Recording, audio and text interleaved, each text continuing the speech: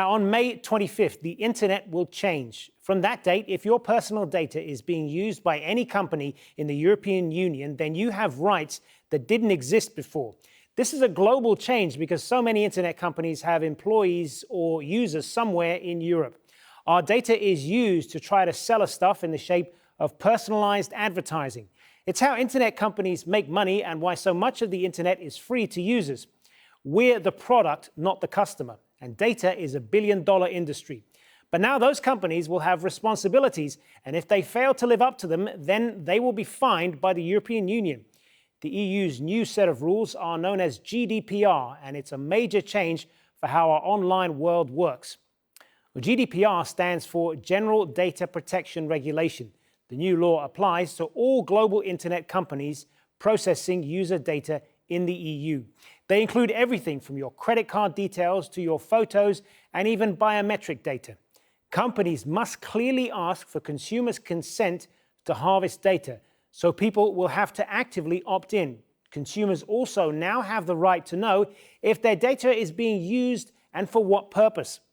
Companies in breach of GDPR can be fined up to 4% of annual global turnover. And users who no longer want their personal data processed have the right to be forgotten and have their data deleted. Companies will now also have to tell you if your personal data has been hacked as soon as possible. Well, joining us now via Skype from New York is Jason Beer, Chief Privacy Officer at the Engine Group, a global data-driven marketing company. Thanks for being with us. Now, I know you're not a fan of GDPR, and your view is that the consumer is the clear loser in all of this, but the whole law is designed to give them rights that they didn't have before, and surely legal rights over your own data is a good thing, isn't it? Well, it certainly is. I mean, we advocate and have for a very long time that consumers should be able to, have control over their data. And, for the most part, definitely that's the case. GDPR has good intentions. However, some of the law itself really breaks the internet. I mean, there's a lot of confusion in how the interpretation of personal data will be interpreted really by the data protection authorities in each member state. There has been, the addition of an IP address, which is considered personal data, that if it's processed before consent is given by the user, that would be a violation of the GDPR.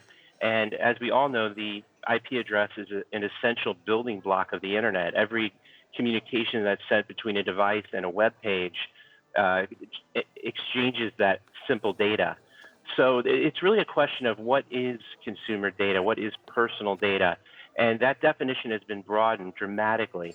And so what we're going to see really is potentially more data being shared with consumers because or with businesses, by consumers, that causes really an increase in the amount of data that's given to companies rather than curtailing data sharing.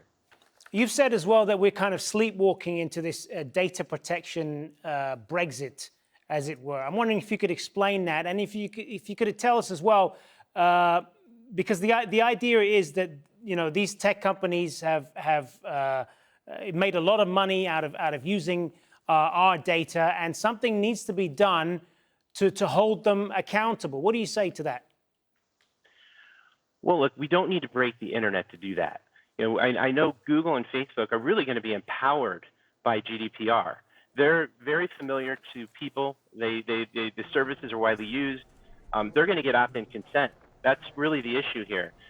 Small businesses can't get opt-in consent. They have a hard time because they don't collect personal data. They don't collect, personally identifiable information that Google and Facebook do. Breaking the internet to get back at these big companies is really, it's not going to work. It's going to further empower them. They're going to collect more, not less data on individuals, and they're going to associate that to personally identifiable information. Versus companies like Engine that have pseudonymous data and help small publishers earn money in order to pay their, for their content creation.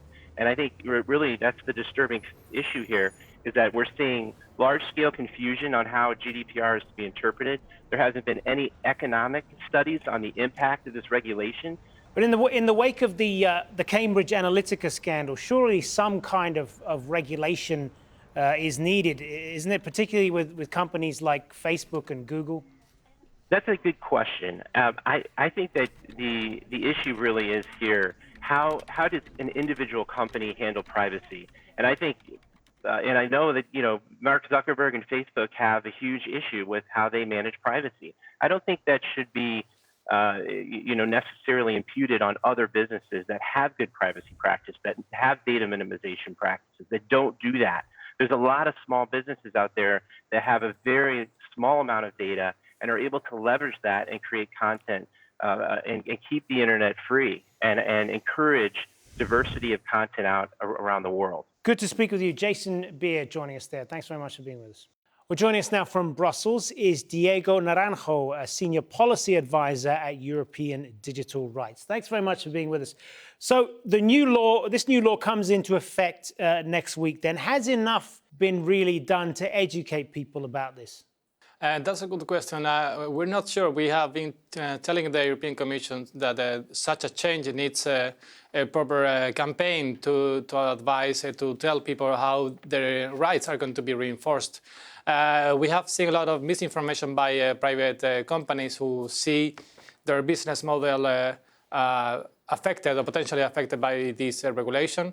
We haven't seen yet such a big campaign from public authorities from the European Union. But we are launching a campaign ourselves on the 25th of May, where we are trying to inform users of the new rights. And some people say that GDPR it benefits big technology companies rather than holding companies like Facebook to account. What do you say to that criticism?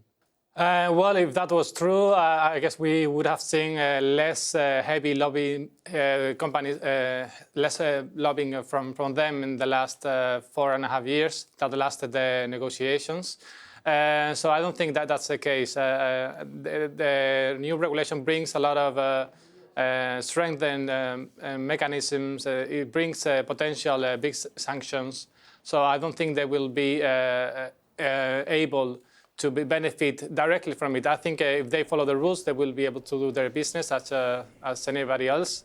And they of course, they're big, so they will be able to adapt quickly.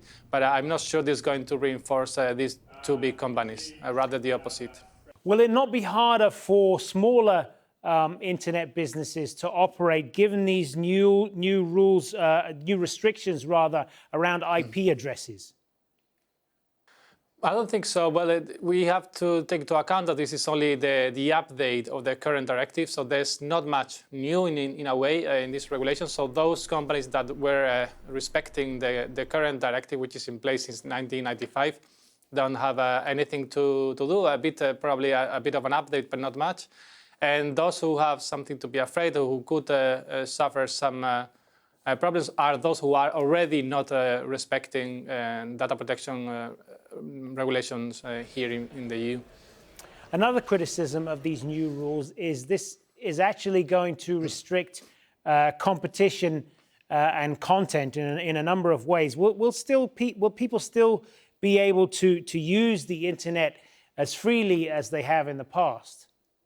Of course, yes. And what these rules allow is for the movement of personal data and the legal use of this personal data.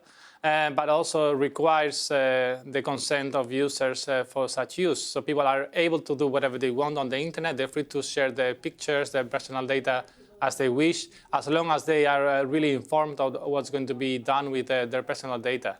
And so I don't think this is going to restrict anything, but rather enhance data protection friendly businesses to do what they are already doing, and users to be more in charge of their personal data. Good to speak with you, Diego Naranjo. Thank you.